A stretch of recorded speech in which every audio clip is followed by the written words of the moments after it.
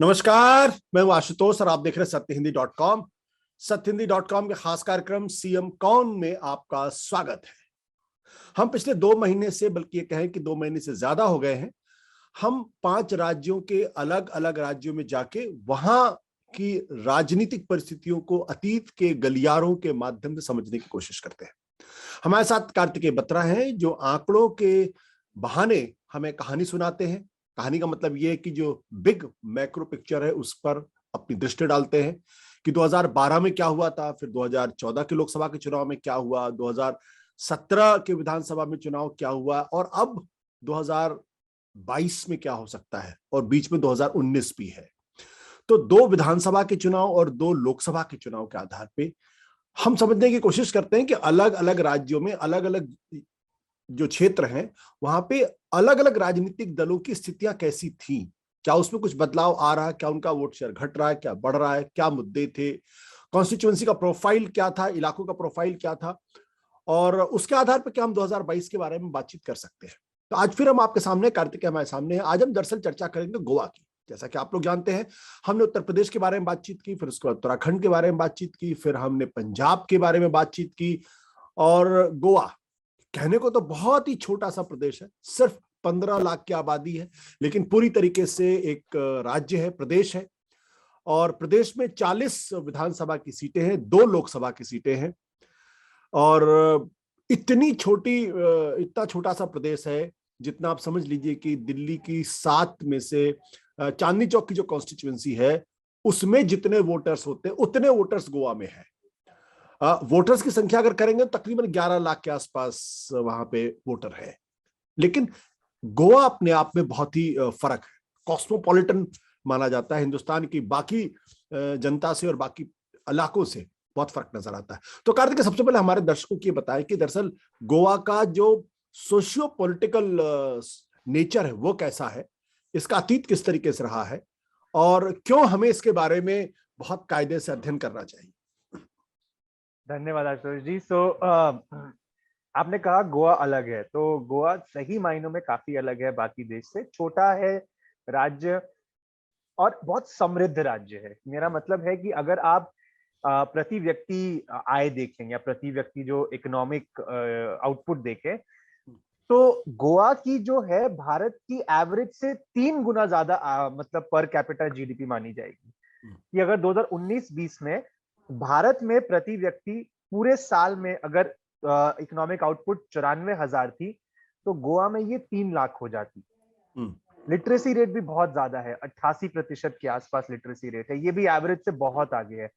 तो एक छोटा राज्य होने के फायदे होते हैं कि आपके जो ये सामाजिक और आर्थिक आंकड़े हैं वो बेहतर करने के चांसेस आपके पास ज्यादा होते हैं। और कहीं ना कहीं इस एरिया में गोवा काफी आगे है। गोवा का जो एक पास्ट है, जो एक अतीत है, कि देखिए वो अंग्रेजों के जाने के बाद भी काफी समय तक पुर्तगाली इन्फ्लुएंस के अंडर रहा, तो पोर्चुगीज इन्फ्लुएंस के अंडर रहा।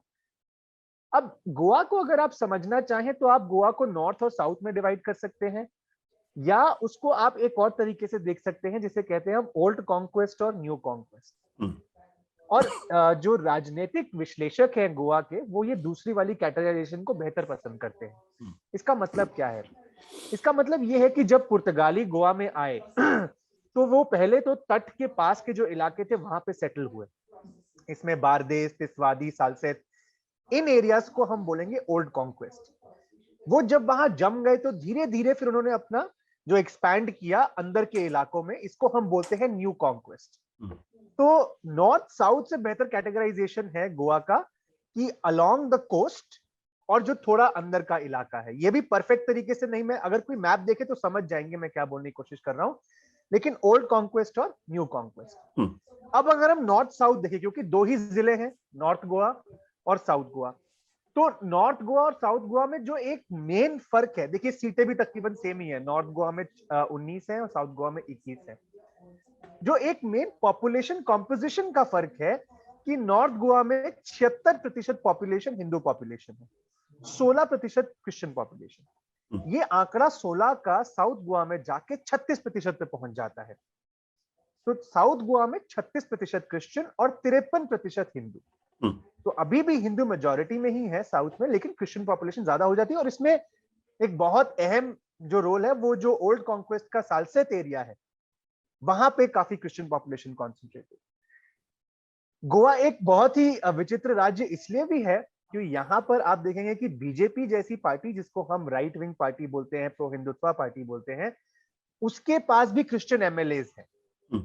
बहुत पर्सनलाइज्ड पॉलिटिक्स है। मतलब मैं पिछले साल आपके साथ या और चैनल्स पर भी पुडुचेरी का इलेक्शन एनालाइज कर रहा था, तो ये समझ में आया कि देखिए ऐसे छोटे राज्यों में पार्टी सिंबल से ज्यादा कैंडिडेट की ज्यादा वैल्यू होती है कि जो व्यक्ति है, क्योंकि छोटी छोटी कॉन्स्टिट्यूएंसी है 30, 35, 40 हजार की, तो आप लगभग सबको जानते हैं। तो क्या आप 5 साल उन व्यक्तियों से जुड़े रहे जिन्होंने आपके लिए वोट किया? अगर हाँ, तो आपका सिंबल शायद उसकी अपनी रेलेवेंस लूज कर देता है, वो व्यक्ति के हिसाब से चुनाव रह जाता है। तो गोवा एक ऐसा राज्य है जहां पे party needs the candidates more than the candidates need the party. ये बहुत अहम फर्क है। और इस वजह से कितनी भी डिफेक्शंस हो जाए गोवा में, जो पर्सनालिटी कल्ट है कुछ लोगों का अपने अपने एरियाज में, वो कहीं ना कहीं बरकरार रहता है। हाँ, एक और बात, नॉर्थ गोवा महाराष्ट्र से लगता है और साउथ गोवा कर्नाटक से लगता है। तो ये भी मतलब बहुत इंटरेस्टिंग ज्योग्राफी है और बहुत इंटरेस्टिंग हिस्ट्री है, और सोसाइटी के बारे में भी हमने बताया अभी। कार्तिक, थोड़ा सा अगर हमारे दर्शकों को ये एक्सप्लेन कर सके कि दरअसल गोवा जो बहुत ही कॉस्मोपॉलिटन माना जाता है, वहां पे जो भारतीय जनता पार्टी की जो पॉलिटिक्स है वो रेस्ट ऑफ द इंडिया की जो पॉलिटिक्स है उससे कैसे आइडियोलॉजिकली डिफरेंट है या फर्क है वहां पे? जी, तो ये मनोहर पर्रिकर साहब के अंडर 2012 से पहले बीजेपी ने जाकर चर्च के साथ कहीं ना कहीं एक अंडरस्टैंडिंग बनाई। तो वो जो एक स्ट्रॉन्ग कट्टर हिंदुत्व का जो एक इमेज है बीजेपी का, वो गोवा में कहीं ना कहीं नहीं रहा। लेकिन अब पिछले कुछ सालों में जब से प्रमोद सावंत जी मुख्यमंत्री आए हैं, तो एनालिस्ट का ये मानना है कि वो रुख जितना नर्म था वो शायद अब इतना नर्म नहीं है। तो ये फर्क है। लेकिन जब मनोहर पर्रिकर एक बहुत टॉल कद्दावर नेता थे बीजेपी के गोवा में, और शायद उस समय पूरे राज्य के कद्दावर, सबसे कद्दावर नेता थे, तो गोवा के कॉस्मोपॉलिटन नेचर का असर बीजेपी के नेचर में भी दिखा कि बीजेपी भी कहीं ना कहीं एक मल्टी कल्चरल पार्टी की तरह अपने आप को प्रेजेंट कर रही थी। लेकिन जैसा कि मैंने कहा, शायद ये रूप बदल रहा है पिछले कुछ समय में। तो देखना होगा कि अभी ये जो चुनाव के रिजल्ट आते हैं वो हमें क्या बताते हैं। कार्तिक ने जो बात की उसमें मैं एक या दो चीजें जोड़ना चाहता हूं। पहली बात ये कि बीफ का मसला, जब देश के प्रधानमंत्री नरेंद्र मोदी जब प्रधानमंत्री बने तो उसके बाद बीफ अपने आप एक बड़ा मुद्दा बन गया। पूरे देश में बीफ को बैन करने की बात की जाने लगी, उस पर लिंचिंग हुई। लेकिन गोवा में भारतीय जनता पार्टी ने कहा कि वो बीफ पर बैन नहीं करेंगे, और बीफ जो है वो गोवा के संस्कृति का एक हिस्सा है, वहां के ईटिंग बिहेवियर का एक हिस्सा है। तो बीफ गोवा के बाहर तो एक तरीके से कहें कि लोगों की जान को खतरा पैदा करता था, लेकिन गोवा के अंदर Bharatiya Janata party beef consumption को प्रमोट करती थी। दूसरा, 2000 जो भारतीय जनता पार्टी देश के अंदर एंटी माइनॉरिटी मानी जाती है, 2017 में जब विधानसभा का चुनाव हुआ तो गोवा में बीजेपी को 13 सीटें मिली, 13 में से 7 सीटें क्रिश्चियंस के पास थी, 7 एमएलए। सोचिए आप, मोर देन 50%। तो ये गोवा की पॉलिटिक्स का नजारा है। अब जरा हमारे दर्शकों को आप बताइए कि गोवा में 2012, 2014, 2017, 2019 के आंकड़े क्या थे? वहां भारतीय जनता पार्टी की क्या स्थिति थी, कांग्रेस की क्या स्थिति थी, और कैसे अब आम आदमी पार्टी वहां पर अपनी पैठ जो है वो पहचाने की कोशिश कर रही है?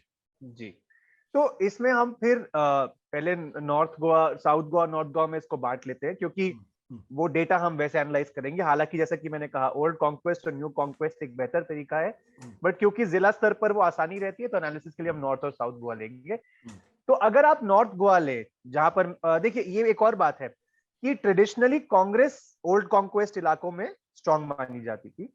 बीजेपी ने जब अपना ग्रो किया गोवा में, तो उन्होंने मेनली नॉर्थ गोवा और ईस्ट गोवा में अपना एक्सपेंशन किया, उन इलाकों में जहां एमजीपी जो महाराष्ट्रवादी गोमंतक पार्टी है, जहां पे उनके स्ट्रॉन्ग होल्ड हुआ करते थे। तो कहीं ना कहीं बीजेपी एमजीपी के एक्सपेंस में ग्रो की। सिंपल तरीके से समझाऊं तो कोस्ट के साथ कांग्रेस स्ट्रांग है, जैसे जैसे आप अंदर जाएंगे तो वहां बीजेपी आपको ज्यादा स्ट्रांग मिलेगी। तो अब हम अगर आंकड़ों की बात करें, नॉर्थ गोवा में 19 सीटें हैं, साउथ गोवा में 21 सीटें हैं। 2012 में जब भाजपा की क्लियर मेजोरिटी आई थी मनोहर पार्रिकर साहब की लीडरशिप में, तो नॉर्थ गोवा में बीजेपी को 12 सीटें मिली थी और कांग्रेस को 5 सीटें। उस समय बीजेपी का अलायंस था एमजीपी के साथ, जिसको 48% वोट शेयर मिला था और कांग्रेस का वोट शेयर 36% था। अब इसमें एक बहुत इंपॉर्टेंट बात आशुतोष जी, कि तृणमूल कांग्रेस पहली बार गोवा में नहीं जा रही चुनाव लड़ने। 2012 में भी तृणमूल कांग्रेस चुनाव लड़ा था और दोनों इलाकों में नॉर्थ साउथ मिला के उनका वोट शेयर 1.5 से 2% के बीच का था। तो 2012 में हमने बताया कि कांग्रेस 5 नॉर्थ में और बीजेपी 12। साउथ गोवा में ये जो तस्वीर है ये थोड़ी सी बदल जाती, क्योंकि कांग्रेस वहां पर थोड़ी बेहतर टक्कर दे पाती, हालांकि फिर भी बीजेपी और एमजीपी आगे रहते हैं। तो 2012 में कांग्रेस के पास 4 सीटें और बीजेपी और महाराष्ट्र ये जो एमजीपी का इनका अलायंस था, इनके पास 12 सीटें आती है। तो यहां पर भी बीजेपी आगे निकल जाती है। जैसे कि मैंने बताया कि इस समय मनोहर पार्रिकर के अंडर एक बहुत बड़ा सोशल अलायंस कहीं ना कहीं बीजेपी ने बनाया था। तो कांग्रेस के साथ इस समय एनसीपी जुड़ी हुई थी, एक और चीज इसमें खास है। तो साउथ गोवा में जो वोट शेयर था उसका गैप कम था, इसलिए फर्क था। तो कांग्रेस का जो अलायंस का वोट शेयर था 34% और बीजेपी अलायंस का 35.5%। इसमें अन्य के खाते में बहुत वोट गए थे, 31% लगभग। अब इसमें एक कहानी ये भी है कि कई ऐसी सीटें हैं गोवा में जहां पर कांग्रेस और बीजेपी दोनों ही कैंडिडेट ना खड़ा करके इंडिपेंडेंट्स को सपोर्ट करते हैं, तो ये अन्य के खाते में वो वाला वोट शेयर भी जाता है। तो यहां आपने साफ देखा कि दोनों नॉर्थ और साउथ में बीजेपी अलायंस बहुत अच्छा करती है और वो कहीं ना कहीं चुनाव जीत जाते हैं। इस समय कांग्रेस के खिलाफ एक बहुत स्ट्रॉन्ग एंटी इनकम्बेंसी करप्शन के चार्जेस चल रहे हैं और मनोहर पार्रिकर की अपनी एक छवि उनके काम आती है। 14 में क्या होता है, 14 में बीजेपी गोवा को स्वीप करती है, दोनों ही सीटें जीत जाती है पार्लियामेंट्री। और इसका परिणाम भी साफ साफ दिखता है अगर हम असेंबली सेगमेंट्स की लीड देखें। नॉर्थ में 18 और 1, मतलब 18 लीड्स बीजेपी, 1 कांग्रेस। अगर हम वोट शेयर देखें तो 57% वोट, 57.5 बीजेपी और कांग्रेस के पास तकरीबन 33.5। और साउथ में थोड़ा सा कांग्रेस अच्छा करती है, बीजेपी के पास 15 लीड्स होती हैं और कांग्रेस के पास 6 लीड्स। बीजेपी का वोट शेयर साउथ में 50% और कांग्रेस का 39। एक कंसिस्टेंट थीम आप देखेंगे कि कांग्रेस साउथ में बेहतर परफॉर्म कर रही है, जो अभी आगे 17 में भी आपको दिखेगा। तो अब हम 17 में आते हैं, जहां कायदे से कांग्रेस को सरकार बनानी चाहिए थी, क्योंकि उनकी 17 सीटें आई थी 40 में से और बीजेपी की 13। लेकिन किसी तरीके से हम सब जानते हैं कैसे वो सरकार नहीं बन पाई और बीजेपी ने फिर गोवा फॉरवर्ड पार्टी, एमजीपी और कुछ इंडिपेंडेंट्स के साथ सरकार बनाई। अब 17 में अनलाइक 12 बीजेपी और एमजीपी चुनाव अलग लड़ते हैं, ये भी एक अहम बात है। तो एक पोस्ट पोल अंडरस्टैंडिंग होती है। तो अब नॉर्थ गोवा में क्या होता है, नॉर्थ गोवा में तकरीबन सिचुएशन बीजेपी कांग्रेस की सेम रहती है कि कांग्रेस की 7 सीटें, बीजेपी की 8, एमजीपी की 1, गोवा फॉरवर्ड पार्टी की 2 और अन्य के खाते में 1 seat. Vote share 28% Congress, BJP 40%, MGP 10%, Goa forward party जो सारी सीटें लड़ती भी नहीं है उनके पास 4.5%। आम आदमी पार्टी यहां डेब्यू करती है और उनका वोट शेयर 5.5% होता है, हालांकि सीट उनके पास एक भी नहीं होती और अन्य के खाते में 12%। अब इसमें एक इंटरेस्टिंग बात यह है, अगर आप vote share to seat conversion देखें तो बीजेपी का 40% वोट से 8 सीटें और कांग्रेस की 28% वोट से 7 सीटें। तो कांग्रेस का कन्वर्जन रेट बेहतर है कि उनका वोट कहीं ना कहीं कॉन्सेंट्रेटेड बेहतर तरीके से। अब हम साउथ गोवा में जाएं तो यहां पे कांग्रेस काफी अच्छी लीड में पहुंच जाती है। 10 सीटें Congress, 5 BJP, 2 MGP, 1 Goa forward party और 3 अन्य के खाते में।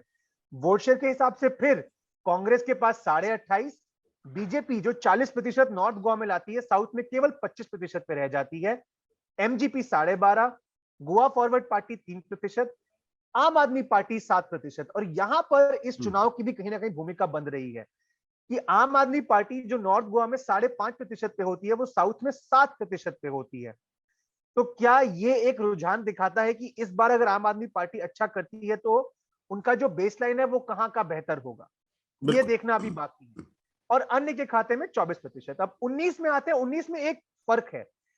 14 में जहां 2 सीटें दोनों की दोनों भाजपा को जाती हैं, 19 में नॉर्थ गोवा भाजपा लेके आती है, साउथ गोवा कांग्रेस के पास आती है। और वो कैसे कि 19 में नॉर्थ में बीजेपी 15 और कांग्रेस 4 लीड्स। अगर आप वोट शेयर देखें तो 56% बीजेपी और कांग्रेस 39%।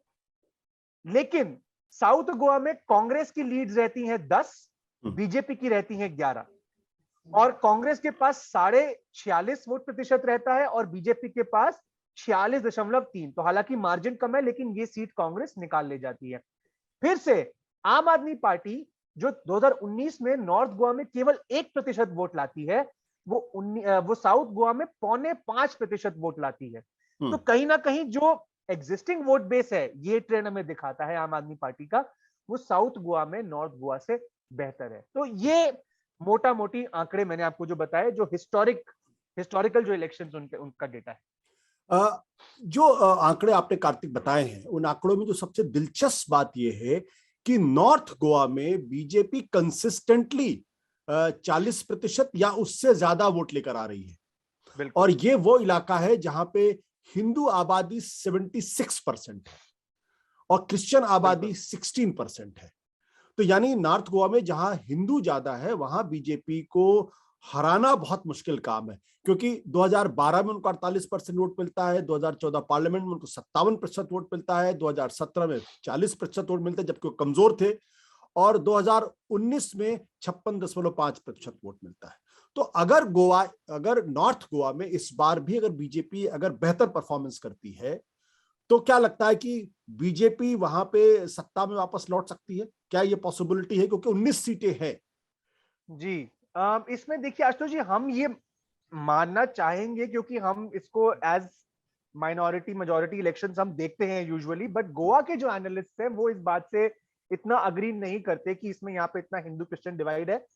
अगर हम उनकी बात माने तो उनके हिसाब से ये it's not so much Hindu Christian, it's more old conquest new conquest. एक बात तो ये होगी। दूसरी बात कि एक देखिए, नॉर्थ गोवा में कांग्रेस जो इस बार एक बदलाव हुआ है, वो ये हुआ है कि माइकल लोबो नॉर्थ गोवा से आते हैं, और माइकल लोबो जो बीजेपी में एक अच्छे पोजीशन पे थे, मतलब संगठन में भी और मंत्री भी थे, वो कांग्रेस में आ गए हैं। उनकी अपनी सीट है कालनगुट की, बट उसके अलावा आसपास के 5-6 सीटों में उनका इन्फ्लुएंस माना जाता है। तो वो कितनी गेम बदलेंगे बीजेपी के, ये इस पर भी बहुत निर्भर करेगा। इस समय जो गोवा का चुनाव है, मेरे हिसाब से अरिथमेटिक वाइज बीजेपी लीड में लगती है, क्योंकि काफी एंटी इनकम्बेंसी वोट है गोवा में। अगर आप ओपिनियन पोल्स देखें तो आप अगर कांग्रेस और आम आदमी पार्टी का वोट शेयर जोड़ दें, एक्सपेक्टेड जो है उसको अगर मैं सही मान, तो वो 40% क्रॉस कर रहा है, और बीजेपी का वोट शेयर 32-33% पे है। लेकिन क्योंकि वोट स्प्लिट हो रहा है, इसलिए कहीं ना कहीं बीजेपी को एडवांटेज मिल रही है। अब देखिए, मैं नहीं मानता तृणमूल कांग्रेस इसमें बहुत बड़ी प्लेयर है। आम आदमी पार्टी एक बड़ी प्लेयर हो सकती है, तृणमूल कांग्रेस अभी इस समय कोई बहुत बड़ी प्लेयर नहीं। और एमजीपी एक प्लेयर हो सकती है। अब प्रॉब्लम यहां पर यह है बीजेपी के लिए कि ऐसा भी हो सकता है कि अगले कुछ दिनों में, जो कि हम बहुत समय से कह रहे हैं कि आजकल लोग स्वयं विपक्ष को चुन रहे हैं कि कौन सा वायबल ऑल्टरनेटिव है, अगर उन्हें सरकार को खदेड़ना है तो वो खुद चुन रहे हैं। अगर अगर वोटर्स की गोलबंदी विपक्ष के पीछे कांग्रेस के नाम पे हो जाती है तो कांग्रेस को एडवांटेज है, और अगर आम आदमी के पार्टी के पीछे हो जाती है तो आम आदमी पार्टी को एडवांटेज है। लेकिन एज ऑफ नाउ वोट बढ़ते हुए नजर आ रहे हैं। एक और इसमें ट्रेंड ये है कि कांग्रेस की थोड़ी सी रेपुटेशन खराब इस वजह से भी है कि वो जितने भी लोग कह रहे हैं कि जितने भी एमएलए आए सब तो बीजेपी में चले जाएंगे, 2017 में जो हुआ। तो बहुत सारे डायनामिक्स एट प्ले हैं। As of now advantage BJP arithmetic की वजह से, लेकिन गोइंग फॉरवर्ड अगर ये चुनाव 1-on-1 हो जाता है, कांग्रेस वर्सेस बीजेपी, कोई ऐसा नैरेटिव बन जाता है या कुछ ऐसी डेवलपमेंट हो जाती है, तो शायद ये एक टफ फाइट हो सकती है, और शायद कांग्रेस को एज भी हो सकता है। कोई उसमें मतलब इसमें कोई चौंकाने वाली बात नहीं होगी।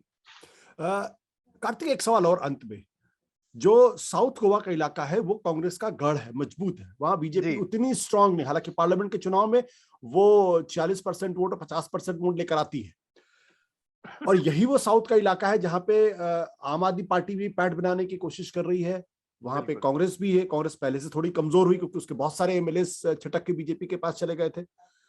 तो ये जो वोटों का डिस्ट्रीब्यूशन है, एंटी बीजेपी वोट, क्या वो आपको लगता है कि इस बार क्रूशियल रोल प्ले करेगा? हालांकि आपने कहा कि अगर सारे विपक्षी एक साथ हो गए, लेकिन आम आदमी पार्टी मजबूती के साथ चुनाव लड़ रही है और तृणमूल कांग्रेस ने भी वहां इनरोड्स बनाने की कोशिश की है।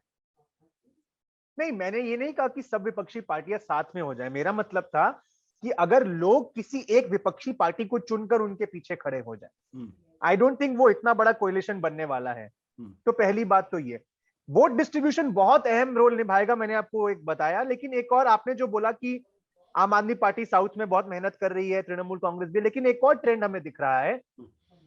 काफी सारे ऐसे कैथोलिक क्रिश्चियन एमएलए हैं जो बीजेपी से अन्य पार्टियों में डिफेक्ट कर रहे हैं साउथ गोवा से, और उनमें से ज्यादातर लोग कांग्रेस की तरफ जा रहे हैं। तो ये भी एक डेवलपमेंट है। बट आपकी बात फिर भी बिल्कुल सही है 100% कि वोट स्प्लिट जितना होगा उतना फायदा बीजेपी को होगा, और शायद बीजेपी इसी अरिथमेटिक पर रिलाई कर रही है। एक चीज और, हालांकि जो गोवा का जो कन्वेंशनल विजडम है वो उसको इतना भाव नहीं देता है, लेकिन आम आदमी पार्टी ने इस बार जो उनका जो चुनाव प्रचार है वो बहुत कुछ सॉफ्ट हिंदुत्व के रास्ते पे चलता हुआ दिखाई पड़ता है। जैसे उन्होंने कहा कि अगर हम चुनाव में आए तो यहाँ के लोगों को हम तीर्थ स्नान कराने के लिए पुटपार्थी भेजेंगे और ऐसी जगहों पे भेजेंगे। फिर उन्होंने जो अपना चीफ मिनिस्टरियल कैंडिडेट खड़ा किया है वो एक भंडारी समाज के लोगों को खड़ा किया है। तो जो कन्वेंशनल विजडम है वो कहता है कि आम आदमी पार्टी दरअसल कांग्रेस का वोट काट रही है, बट अगर वो हिंदुत्व कार्ड खेलेंगे तो क्रिश्चियंस उनसे एलिनेट हो सकते हैं और बीजेपी का वोट कट सकता है। इसकी कितनी पॉसिबिलिटी आप देखते हैं? बहुत ही लोडेड क्वेश्चन है ये। मुझे जनरली आम आदमी पार्टी की स्ट्रैटेजी क्या लगती है, मैं गोवा छोड़ देते हूं अभी, एक सेकंड के लिए गोवा छोड़ देते हैं। मेरा जो असेसमेंट आम आदमी पार्टी का जनरल है कि वो सॉफ्ट हिंदुत्व को बरकरार रखते हैं डैमेज बचाने के लिए, वोट गेन करने के लिए नहीं। कि उन्हें जो वोट आना है उस कम्युनिटी से अपने गवर्नेंस मॉडल पे वो कहीं हमसे छिटक ना जाए, तो वो उसको एक चेक मार्क की तरह रखते हैं। वोट जाकर वो अपने दिल्ली मॉडल पे ही मांगते हैं, या वो जो गवर्नेंस के मुद्दों पर जिन पे वो फोकस करना चाहते हैं। तो मेरी जो टेक है आम आदमी पार्टी के इस सॉफ्ट आइडियोलॉजिकल स्टैंड पर, वो ये है कि वो उसको मिनिमाइज करने के लिए, डैमेज मिनिमाइज करने के लिए रखते हैं। और ये खासकर 2020 के बाद जो चुनाव दिल्ली का हुआ उसके बाद ही ज्यादा दिख रहा है। लेकिन मेन जो वोट कैचिंग उनका है वो अपने मुद्दों पर रहता है, ये मेरा असेसमेंट। बिल्कुल। कार्तिक ने जो गोवा के बारे में हमें जानकारी दी है वो बहुत ही इंपॉर्टेंट जानकारी है। सब कुछ इस बार गोवा में ये लगता है, दो फैक्टर बड़े इंपॉर्टेंट, एक बीजेपी के खिलाफ एंटी इनकम्बेंसी कितनी ज्यादा है, दूसरा इस एंटी इनकम्बेंसी को जो कांग्रेस पार्टी या दूसरी विपक्षी पार्टियां हैं वो कितना कंसोलिडेट करके बीजेपी के खिलाफ माहौल बना पाती, तीसरा क्या आम आदमी पार्टी जो एंटी बीजेपी वोट है उसको काटती है, अगर काटती है तो कांग्रेस के लिए दिक्कत पैदा हो सकती है।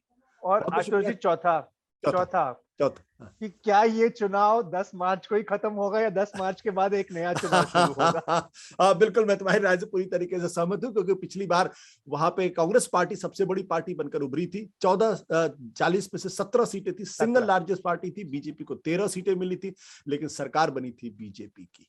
तो गोवा में कुछ भी हो सकता है, जैसा हमारे मित्र कहते हैं जिन्होंने किताब भी लिखी, अजीब गोवा की गजब कहानी, गजब पॉलिटिक्स। बहुत बहुत शुक्रिया, थैंक यू सो मच। सत्य हिंदी का ऐप डाउनलोड करें गूगल प्ले स्टोर पर।